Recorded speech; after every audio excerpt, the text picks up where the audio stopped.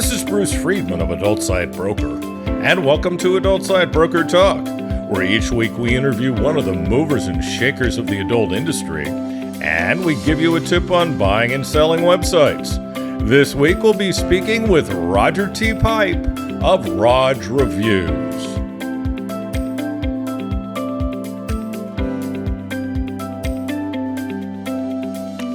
I'd like to invite you to check out one of our projects that we're very proud of, thewaronporn.com. You'll find articles on age verification laws and more on the industry's plight in the war on porn and the numerous attacks on us. Go to thewaronporn.com and check it out. Adult Site Broker has launched a new website at adultsitebroker.com. The attractive new site is easier to navigate and now includes this podcast inside of it. Check it out at adultsitebroker.com. Finally, just a reminder, we're always looking for buyers and sellers of adult sites. Perhaps you've been thinking about either selling your site or buying one. Always feel free to contact me at adultsitebroker.com with any questions you may have. Now time for our property of the week that's for sale at Adult Site Broker. We're proud to offer a network of interracial reality hardcore sites. The main site has reality interracial hardcore porn with amateur girls as well as some porn stars. Scenes are shot in public places in beautiful Miami. The other sites are feeder sites with niches like pogs, wives, cum shots, BBW, twerking, and blowjobs. They shoot in a true reality style that's resulted in some of the most viral adult videos of the last decade. With the right owner, marketing, and affiliate program, there's a tremendous opportunity to grow. They currently have over 400 scenes. Much of the network's revenue comes from Pornhub, ManyVids, Xvideos, and Sheer, and the site itself is growing rapidly. Only $432,000. Now time for this week's interview. My guest today on Adult Site Broker Talk is Roger T. Pipe of Rog Reviews. Roger, thanks for being back with us on Adult Site Broker Talk. Always fantastic to be here, Bruce. Thanks for having me. It's great to have you back. Roger T. Pipe is a veteran journalist and critic in the adult entertainment industry with a career spanning nearly 30 years. Starting in the mid-90s, he gained recognition by sharing porn reviews on internet newsgroups, which eventually led to contributions for major adult retail platforms of the time. In 1996, he launched RogReviews.com with thousands of reviews and hundreds of interviews with adult film stars. Roger is a longtime member of the X-Rated Critics Organization, or XRCO, and was inducted into their Hall of Fame in 2009. He currently oversees the organization's operations and plays an influential role in shaping its legacy. He also serves as a voter for both the AVN and XRCO Awards. Roger has also been featured in numerous major media outlets. He's well respected in the adult industry and known for his critical insight, industry involvement, and thoughtful commentary. Roger, you've been doing this for a long time. How many reviews have you done so far? Is it really over 9,000? And what goes through your mind when you look back and think about that? It really is over 9,000. It's probably almost 10 by now, which is a lot. What goes through my mind is, when you do the math at 2 hours a piece, you've got, 4 years or so of my life reviewing movies, which is a lot. I guess. And does anything else come to mind? Well, it seems like an awful lot of time to watch porn, that's for sure.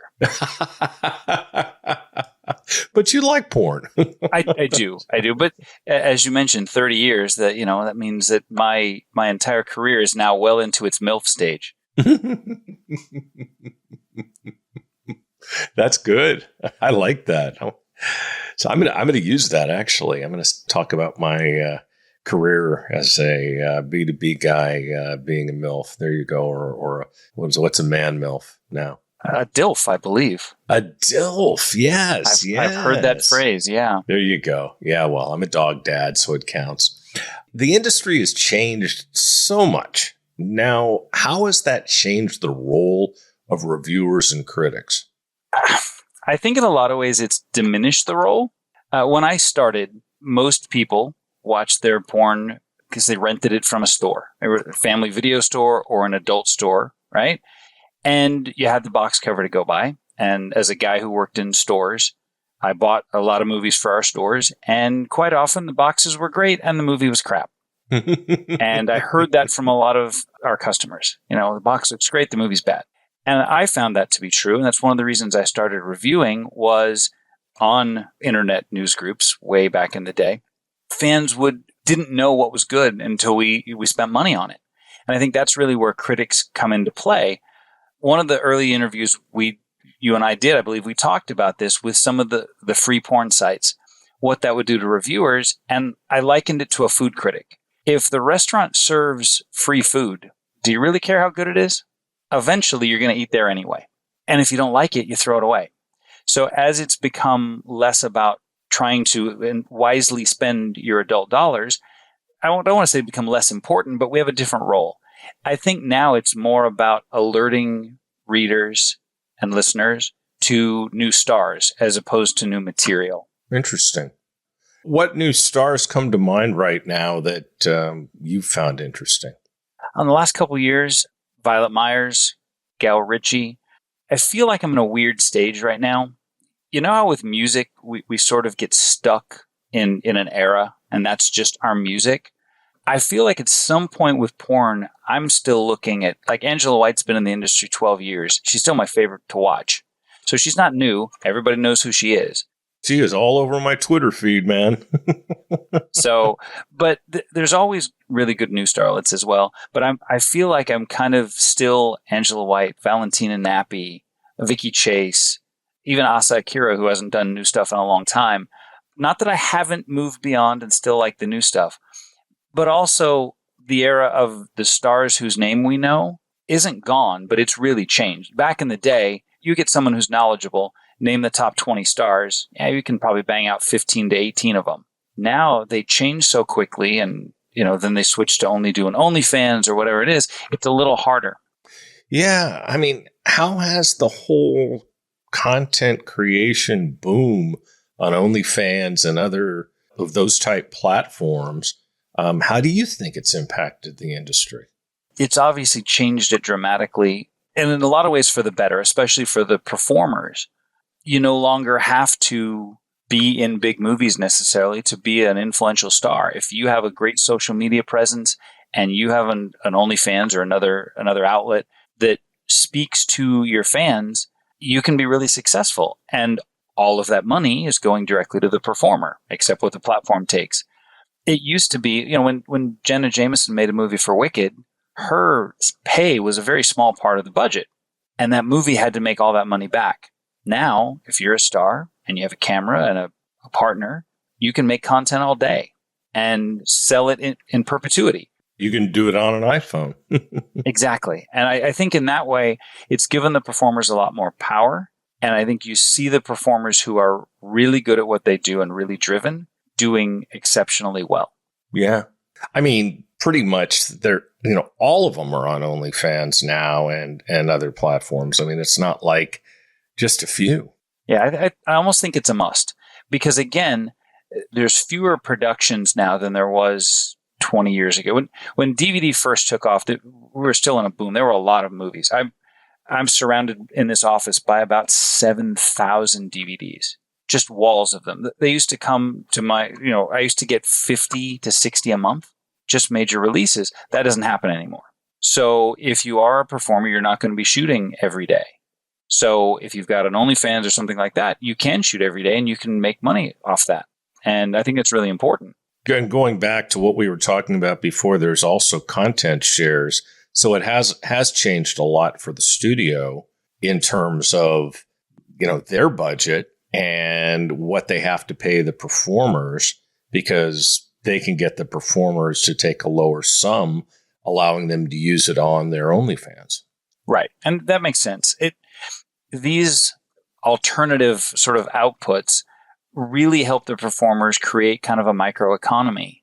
I used Pirates for an example, the Digital Playground movie, right? That was huge, but the budget was huge. And you had to pay for box cover design and catering and all the hundreds of people you had to pay to make a movie. It had to make all that money back. Now, you got an afternoon, shoot for 2 hours. You don't have to make $2,000 on the scene. You might only make $400 your first week, but then you get to resell it forever. Again, I think the smart and industrious performers are doing really well with it. It allows fans to really support the artists that they like specifically. Instead of going out and giving money to a rental store, you're actually giving it directly to the performer, like you used to when you'd go on a dance tour, for example. Yeah. Interesting. You were talking about having 7,000 DVDs in your office.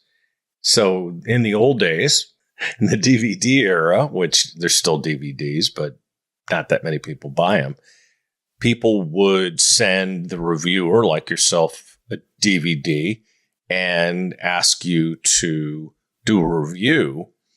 What happens now?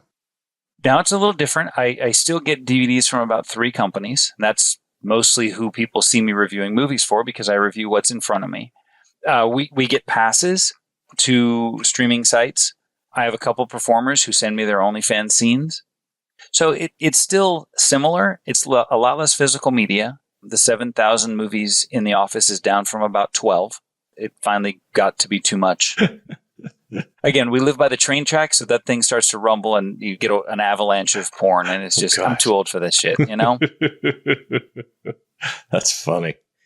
Do you still enjoy the content you watch for review, and how has it changed over the years? I do still enjoy it. I actually got asked by Valentina Nappi this year in Vegas. She was a little more blunt. She said, do you still jerk off to porn? Which, it's embarrassing when one of the most beautiful women in the world asks you that question when you weren't ready for it. I do still enjoy it. I really like the content. I miss really good features because there aren't that many of them, but I do still like it. It's changed a little bit.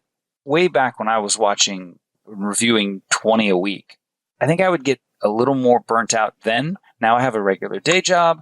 I've got adult children, and we go out and do things as family together. I have less time to do it. So it kind of feels a little more special now. And also, since I'm not getting 60 movies a month, I'm kind of watching what I want to watch, which is a nice thing. I had a really good friend who was a music critic, and we worked together in one of those video stores before he had his career and I had mine. And he said, I loved live music before it was my job, and I could choose who I wanted to see. Now I have to see everybody, and it's not as much fun. So I kind of feel the same way. Right, when it becomes a job. By the way, how'd you answer her question? Well, here's how I wish I'd answered it. And Valentina, if you listen, what I wanted to say was yes, but only yours. That's not what I said. I was far more clinical. I said I do, and I still watch with my wife, and we enjoy them together. Far more clinical. I should have been a little more lecherous, but I was a little blown away. You mentioned creator scenes getting sent to you. Do you review those as well? I do. I started reviewing individual scenes a while back when the DVDs started drying up. And also, again, as my time was more limited, I was able to review a scene and put it out quickly. I kind of enjoy that. But I still miss sitting down and watching a whole movie and having something to say about more than just body parts. Yeah, I bet. How do you think today's adult content compares with material from the past? Is it better or worse or something in between, and why? Oh, this is where I'm going to sound like an old man, right? Don't we all? I will say this. In a lot of ways, it's better. I started reviewing in 95, 96 on VHS, and comparing, honestly, the scenes that I get sent via the email from a performer on their iPhone, comparing to what I was looking at on VHS, the quality is 1,000 times better. There's a lot more variety in the performers. So I think depending on how you view beauty, I think the performers are more beautiful. Not that the most beautiful then is not just as beautiful now, but I think we get a much wider variety, again, because you don't have to fit a small stereotype. Again, I miss features, but we went through a period in the early 2000s with what I called couch porn. Some great stuff, Anabolic, Red Light District, Diabolic, but really it was guy, girl, couch. Girl, girl, couch. Guy, guy, girl, couch. That really was it. And it wasn't bad, but there was nothing particularly creative. It really was just a voyeuristic exercise. Now, at least, almost every scene has something. It might be the 50,000th stepmom scene that I've watched this year, but at least they're trying. And I think that's kind of fun and adds a little bit to it. So I think if you take the best of what is out now, it compares pretty well to the best from 20 years ago. Right. And the technical quality is much better. Oh, yeah, 100%. But some of that stuff that wasn't great technical quality was still really good because there were more raw edges back then. I feel like almost everything now really feels produced. That sometimes takes away from some of the fun. Sure. With all the changes in the industry, have there been any improvements? What improvements would you like to see in the future? Well, other than the technical stuff we talked about, I think the distribution, again, from a performer standpoint, I think it is really good to see that someone can have a career as a performer and really make their own choices. When I started, you had to perform. We had 1 or 2 performers who only did girls. Now that can be a choice and someone can make a career out of it. If someone only wants to do solo, you've got webcam shows. You can do OnlyFans where you don't actually do scenes with other people or only with your significant other. And you can make a significant amount of money. And I think that's an improvement for the performers. It's not, I have to do XYZ times 26. And I think maybe it allows performers to have a little more power. That I like a lot. I miss physical media because I'm an old guy, but there's something pretty cool about I don't have to have a pile of 8,000 DVDs in the corner. I've got this really cool, 4 terabyte hard drive that has a whole year's worth of stuff on it. That I think is pretty cool. Absolutely. And how about improvements you'd like to see in the future? I would like to see them go back to finding ways to tell stories. I really liked when Axel Braun was making the comic book parodies, and I know we played out the parody stuff, but I really liked the comic book stuff that he was doing. It was really high quality, and it added a lot of fantasy appeal. I'd like to see more of that. I know why they don't. It's really difficult. Like you said, nobody's buying DVDs. I do, by the way, still buy DVDs. I still buy CDs, so there you go. I bought 2 CDs this year. My son's almost got me off of the CD train and just download it, Dad. But I did. I bought 2. And Blu-rays. I love mainstream Blu-rays. I look for sales and then usually buy them like 40 at a time. Interesting. So what are the biggest changes for performers in the industry? Obviously, working as creators on the OnlyFans type sites, but what are the other changes you've seen? It would seem obvious, but social media has changed everything. Before I was a reviewer, I went to shows in Vegas and would get autographs and would stand in line and take pictures. And unless I got lucky and a performer was dancing near me and I could go see them, that was the only time I really got to see the porn stars that I loved on screen. So it was a very special thing. And it was, a couple shows in Vegas and a couple in Atlantic City. That was it. Now, first of all, you've got conventions all over the place, almost once a month. So that's happening constantly. Yeah, the Exotica shows are all over the place. Yeah, and I think that's great. But also with social media, like you said, I've heard from Angela White 15 or 16 times today. I know exactly what she's doing. So they're able to communicate with fans much more immediately, and I think that's really good. I also think it takes away some of the mystery. It's not quite as special, and I think it took away a little bit of that. Yeah, I get it. Yeah, she posts a lot. She does. And honestly, if anyone was starting a career, she's one to look at and say. Absolutely, yes. I would say that she's a really good role model for potential new models / creators because, yeah, her team, I'm not going to assume she does all of it herself, but her team does a fabulous job. And that's also where OnlyFans agencies and the like come in for the creators. Trust me, they're not all good. I certainly know some that are really good and some that aren't. And then there's all the ones in between. But that's a great way to keep yourself out there. And there's also PR agencies. And yeah, I mean, I know a lot of good people that are really, really great at promoting the performers in our industry. In Angela's case, yes, there's a team, but I can tell you just interactions.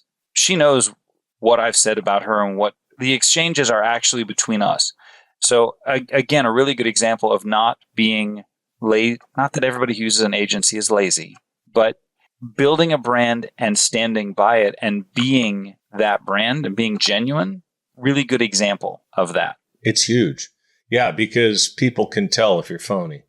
The huge breasts don't hurt either. Oh, well. She is kind of gorgeous, so. Yes, she is. Big tits never hurt. How do you see AI changing the industry? That's really the big question now, right? I see a lot of sites popping up with, virtual girlfriends and AI images and deep fakes. And there's a little part of me that says, webcams were going to destroy the industry. Phone sex was going to destroy the industry. Sex chat was going to destroy the industry. OnlyFans was going to destroy the industry. Certainly people said the tube sites were going to destroy the industry. So is AI what's finally going to kill it? I don't think so. But it's gotten so good so fast that it's hard for me to imagine it's going to continue to grow. But if we are 2 years away from you not being able to tell the difference, again, I think we go back to that. If it's free, who cares if it's filet mignon, right? If ground beef is all they'll give you free, you're going to learn to like ground beef. If AI is what is available for free, because it doesn't involve any age restrictions and things like or age verification, it's just straight up art. Yeah, how are you going to do that? How are you going to give your AI IDs? But if we're a couple years away from something that looks very, very real and is customizable, I don't think it'll kill the industry, but it's certainly going to take a big bite. But again, going back to your performers, okay, fantastic.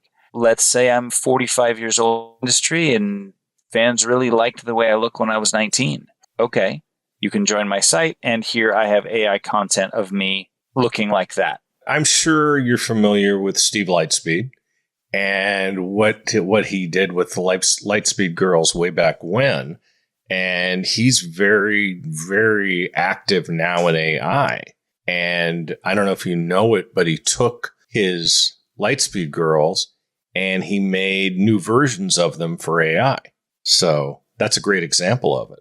Yeah, I think that's going to be really game changing. And again, I think you're going to see performers using an AI version of themselves on OnlyFans. So I think it's going to change the industry a lot, but I think it's going to change the world a lot. I mean, I've convinced my sons, who are both now young and politically active, that before I'm dead, we're going to see an election in this country flipped on a fake video, or something AI created is going to completely turn us upside down. And that part of it terrifies me. Yeah, well, there's a lot right now that terrifies me, but oh, God, we're recording this in July, and this is going to run, I believe, in September or early October. And I heard that Stephen Colbert got canceled today. And gee, I wonder who did that.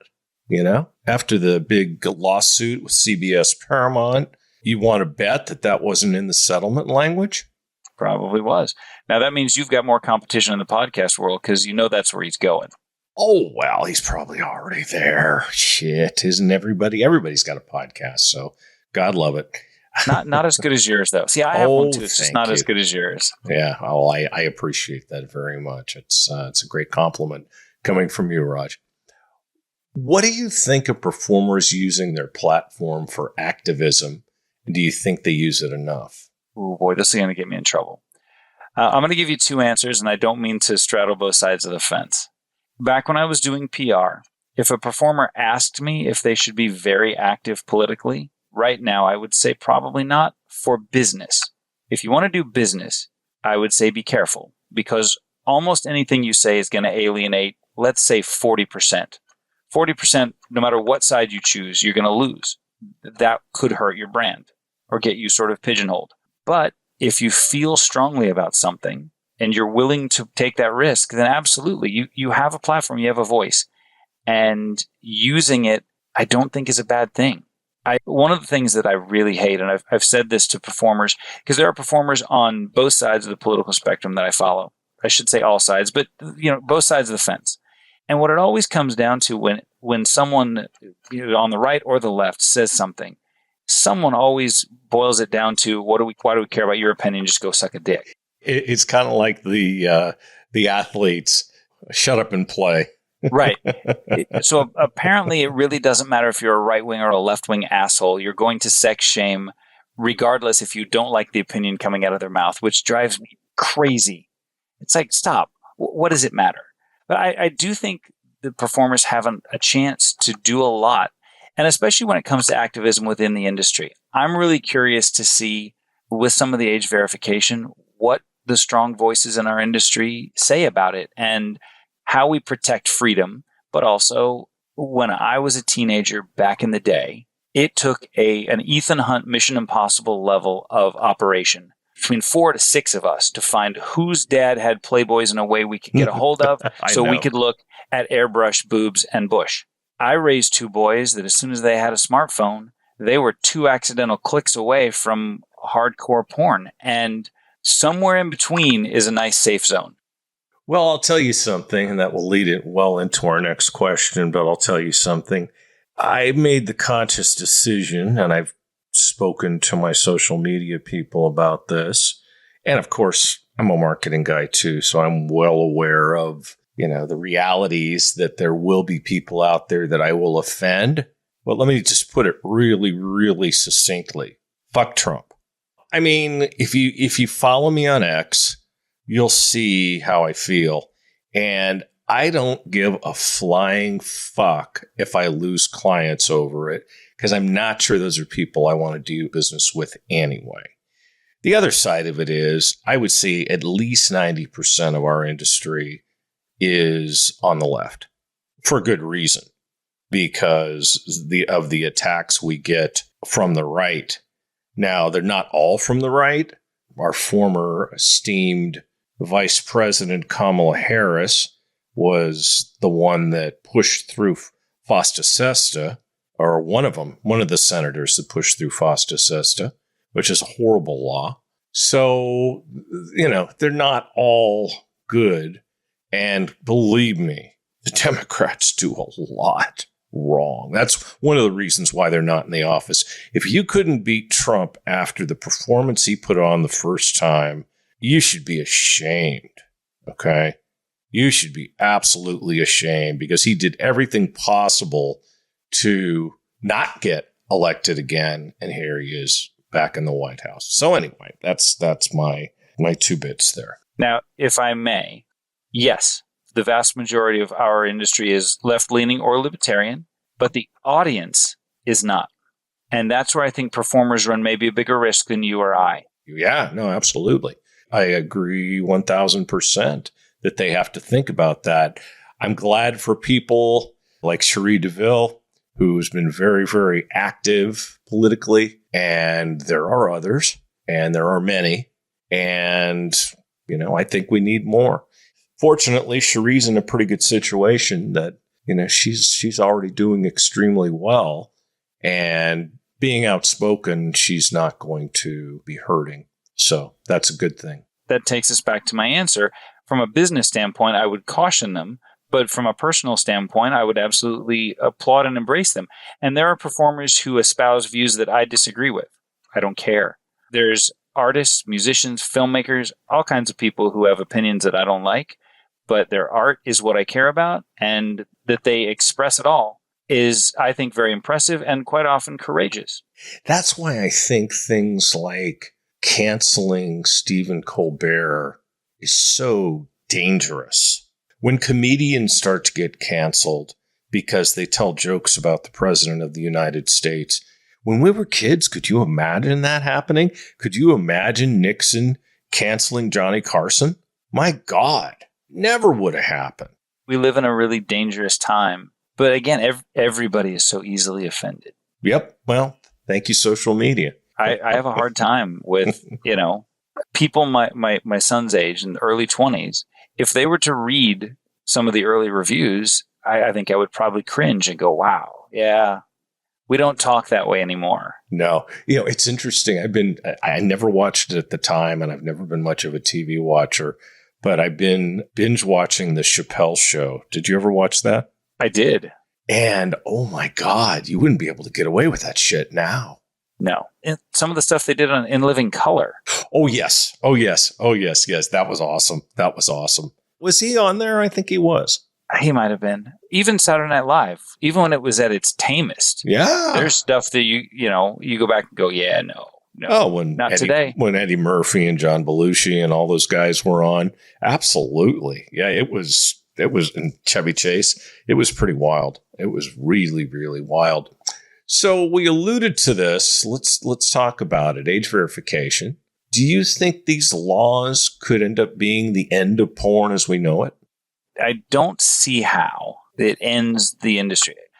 I think that it may end some of the free distribution of porn, which I think could help the industry, because we're now at a full generation, maybe even a second generation now, of people who don't pay for their porn in general.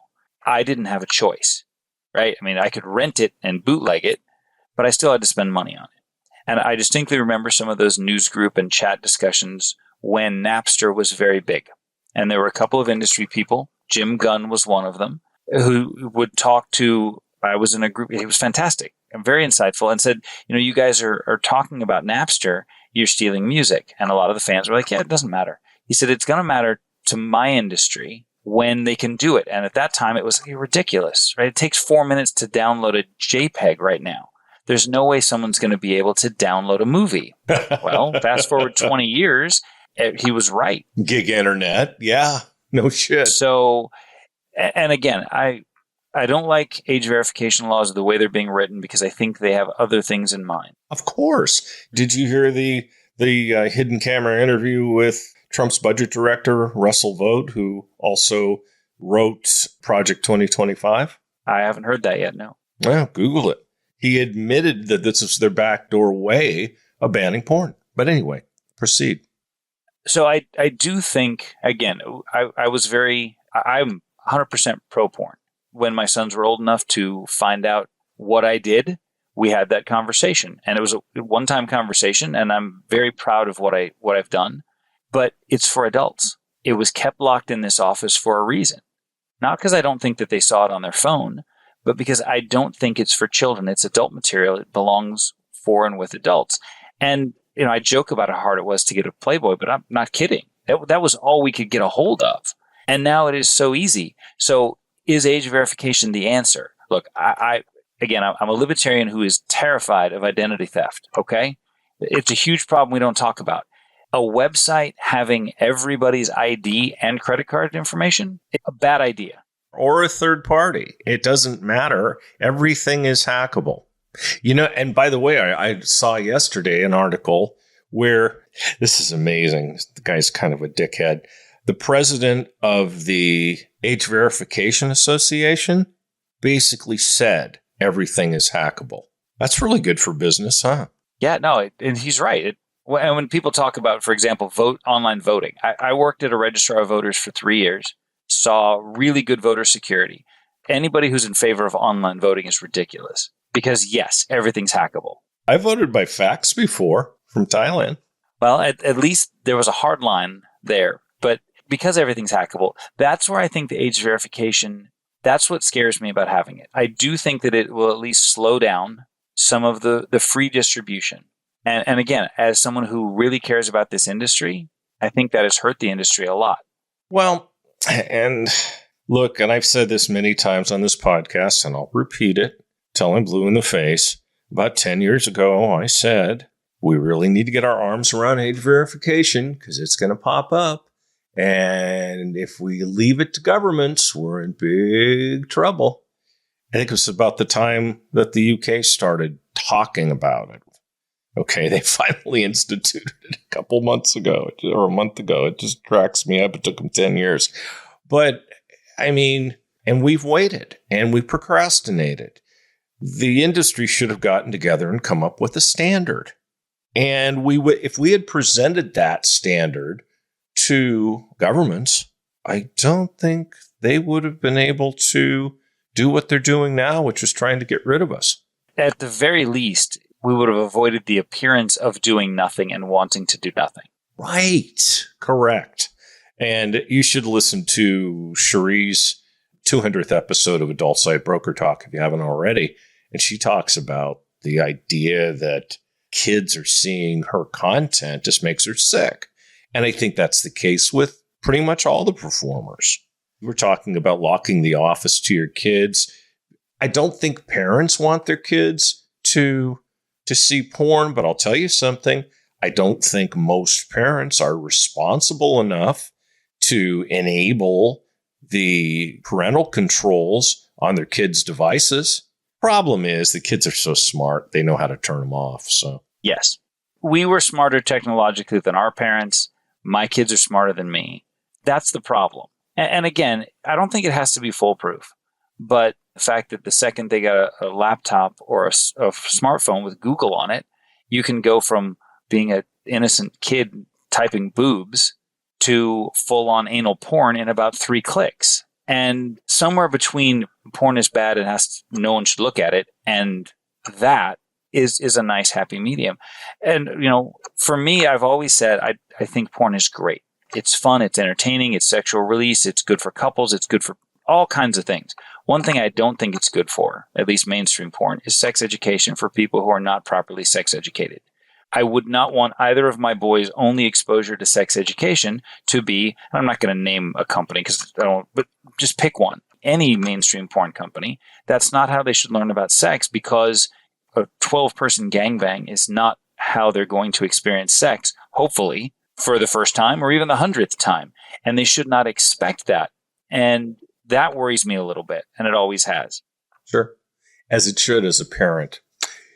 Do you still do your podcast? And also, what podcasts in the industry do you listen to? I haven't done one in a while. The site's kind of going through a little metamorphosis. I don't have a lot of time to work on it. I want to do the podcast. I now have a daily commute that's about 40 miles through a Carbon Canyon back into Chino. It's a nice little windy 16-mile ride, and I would love to just do podcasts in the morning and the afternoon, because it's a perfect time for me to relax and unwind and talk about the industry. But I haven't in a while. And unfortunately, I have such an old car that I can't plug anything in. I don't even have a CD player. I have a very, very, very old car. So I don't get to listen to podcasts as often as I'd like. I listen to yours. Usually about the time you invite me on, I go back and I start listening to what you're talking about so I can try and sound smart. I've listened to Cherie's before. I think there's a lot of really good podcasts. Holly Randall has a really good one. So when I do listen, I enjoy, and I really like hearing smart people talk about the industry. What I don't like is people from outside the industry who are not smart and not respectful talk about it. I've become that, angry old man there. Respect our business more. In our industry, we should be angry, okay? When uninformed, stupid people talk about an industry they don't know anything about. And there's lots of those people, believe me. And what they think the industry is and what the industry is couldn't be more different. So, but it's unfortunate and really unfortunate. I'll take a little side tour here. My youngest son, when we had the conversation of what I do, he was over 18. Honestly, I kept them really shielded, especially considering I stayed at home and raised them while I was building the site. We had never really discussed porn. He didn't want to talk about it, but he had some very incorrect ideas about what happened and the connection between mainstream adult entertainment and sex trafficking. And it was a really interesting conversation because he's not a bigoted young man, but he just did not have exposure. And the only exposure he had were from other people his age and podcasters who, at best, mock it and look at it as less than. A lot of conservatives down your way. I'm sure he gets it in both ears. Yep. And for him, when the air went out of his tension sails was when my wife said, yeah, I knew before he started. This is not a secret that he's keeping from the family. This is material he's keeping away from his children. It's not a secret. Just because we don't talk about it doesn't mean, she wasn't around from day one. And I think that was his big thing was, are you keeping this secret? And now that they're both old enough, no, porn should not be a secret. It's not something you put on in public. Don't watch it on the bus. But if you're watching and you're doing what comes naturally, what Valentina asked me about, there should be no shame in that. I should have proudly told her yes twice a day, especially when your movies come in. What are your favorite porn sites and why? For information or for good material? Yes. Okay. For information, IAFD to me is the best site our industry's ever had. The most useful, the most complete. It houses countless reviews, people much better at this than I am, as well as the best documentation of who did what to whom and where and when. It is a site that I use daily. Who's this? Who did they pair with? They also write some great blogs. I keep talking about doing a podcast with Jeff from IAFD. It's IFD.com because I'm not familiar. IAFD.com, Internet Adult Film Database. Huh, interesting. They were the first ones to house my reviews. They house lots of people's reviews. It's kind of IMDb for porn. Yeah. I was going to say that. I kind of thought that's what you meant until you started talking about reviews and stuff. And IMDb also has adult in there as well. So I have my own page there. Well. See what happens when you write some porn scripts? Ooh. Exactly. Wow. You get paid $75 and you turn You've made the big time. What are some of the most common questions you get from readers?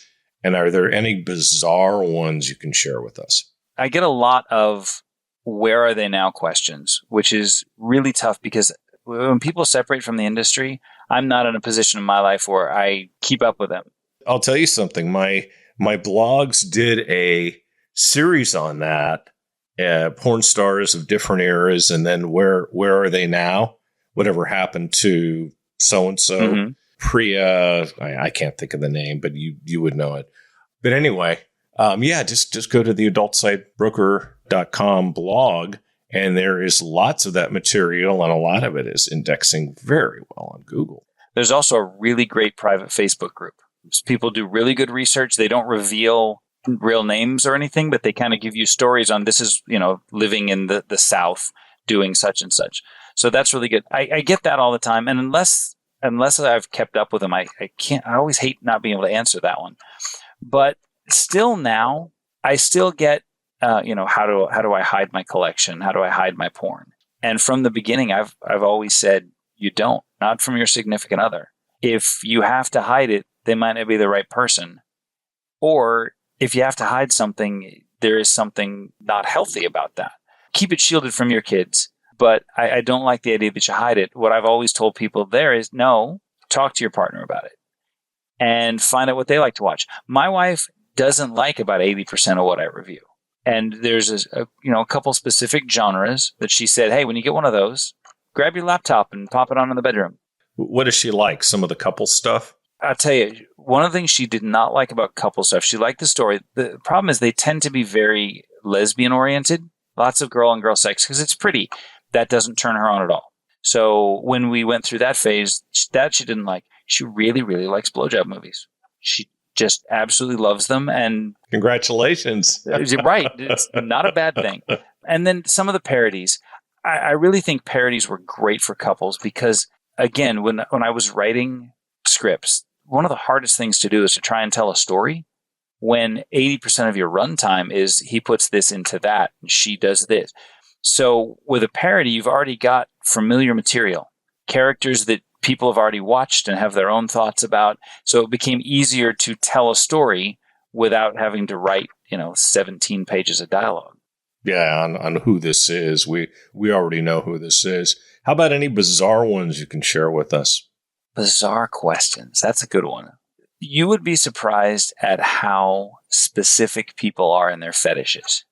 Hey, Raj, can you recommend a good movie where all the scenes are 2-on-1, 2 women, 1 man wearing this particular type of clothing? And it's like at some point, this is too hyper niche. And then what really gets me is when I think of a scene like, oh yeah, this one. What you just described actually exists. So that's probably the most bizarre. And I don't mean bizarre in a negative way, just it's very specific. For me, I like a lot of porn. People ask a lot, what's your type? Well, it depends. Angela White's my type, but so is Asa Akira, and so is Aurora Snow, and so is Valentina Nappi, my wife. I was at a concert last night with a friend, and it brought out a really attractive female audience. And as we do, my friend and I were casually watching people walk by, and he said, none of these people that you seem to be attracted to look like your wife. I said, right. That doesn't mean I'm not attracted to them. Also like her. So I'm very easy to please when it comes to porn. And some people are it must have these 4 elements and cannot have these other 2, or I can't watch it. Sure. Who did you see? Last night we saw, he took me to this concert. It was Whitney and Camp. Never heard of either of them, but they were kind of folk rock, country-ish. He's a big live music guy and has no one to go with. So he took me. A week ago, we went to see Alan Parsons and a British Pink Floyd tribute. Oh, geez. Alan Parsons, that would be awesome. He was pretty awesome. He can't move very well, but he sounded great. And, I forgot how many Alan Parsons songs that I know. Oh, my goodness. Yes. He's kind of a forgotten artist, but he was fabulous. What do you see ahead for the adult industry? I think we're going to see more. And I don't know if it's going to be OnlyFans or if it's going to splinter into others, but I think you're going to see a lot more of that. And I really think you're going to see performers embracing AI versions of themselves to interact with fans, which I don't necessarily like, but I completely understand from a business standpoint. But again, also for performers who I had not heard the Lightspeed story you told me about, but I think that's brilliant. Bringing back your old material now as an AI version, I see a lot of that happening. I know that a lot of the VR, the headset porn is very popular. I can't watch it and take it seriously. I think maybe it's just I'm used to being in a house where there's other people, and I hate the immersion and not knowing who's in the room. When I walk through the living room and one of my sons is playing on their VR headset, it's like, I'm just going to stand behind you and trip you because you can't see or hear anything. You are completely oblivious. You're far too vulnerable. So to me, the idea that I'm going to be enjoying porn in that state, I'm going to be afraid, my wife's going to bring the neighbors over, I see the appeal, but at the same time, I think I'm a little too paranoid for that. Yeah, I get it. Well, Roger, I'd like to thank you for being our guest today on Adult Site Broker Talk. Thanks for coming back, and I hope we'll get a chance to do this again soon. Would be fantastic. Thank you so much. Thank you. My broker tip today is part 8 of what to do to make your site more valuable for when you decide to sell it later. Last week, we talked about information needed to give the buyer and being transparent with the buyer. Here's more information on what to give to a potential buyer. How well has your content been protected from piracy, and what steps have you taken to protect your content? Are you using a piracy takedown or monitoring service? These are important things to know. What promotional tools do you offer to your affiliates? The more tools you offer, the more successful your affiliates will be. What is your traffic breakdown by country? Tier 1 countries like the USA, Canada, the UK, Germany, and Australia are the most preferred. Add in anything else that will add value to the sale of your property that you can think of, such as what custom scripts do you use? What content management system software is on your site? Do you use billing or affiliate software like Nats? What's your retention rate? How you retain your members is of the utmost importance. How many joins and rebills do you have a day? Do you buy advertising? And if so, what kind? Can your content make more money on the DVD or VOD markets, or have you already tapped into those opportunities? How much did you spend to produce or buy the content that's on your site? What do you believe the content is worth now? We'll talk about this subject more next week. And next week, we'll be speaking with Thorsten Heim of eroticonly.com. And that's it for this week's Adult Side Broker Talk. I'd once again like to thank my guest, Roger T. Pipe of Rog Reviews. Talk to you again next week on Adult Site Broker Talk. I'm Bruce Friedman.